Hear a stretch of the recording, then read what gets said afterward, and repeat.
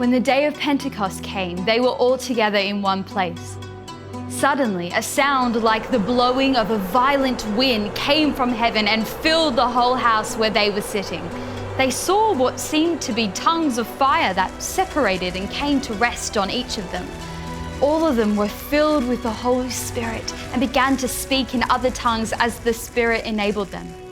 Now they were staying in Jerusalem, God-fearing Jews from every nation under heaven. When they heard this sound, a crowd came together in bewilderment because each one heard their own language being spoken.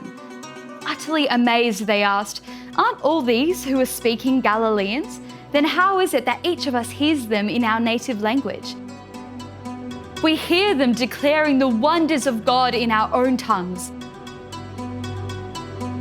Amazed and perplexed, they asked one another, "What does this mean?" Some, however, made fun of them and said, "They have had too much wine."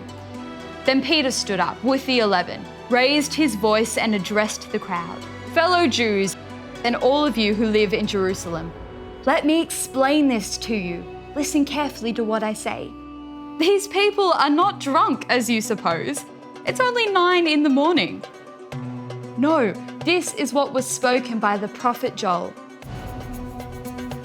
In the last days, God says, I will pour out my Spirit on all people.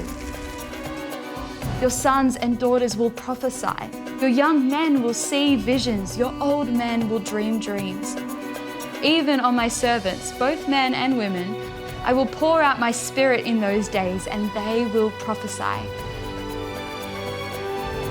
I will show wonders in the heavens above and signs on the earth below.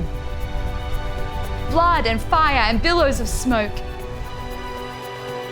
The sun will be turned to darkness and the moon to blood before the coming of the great and glorious day of the Lord.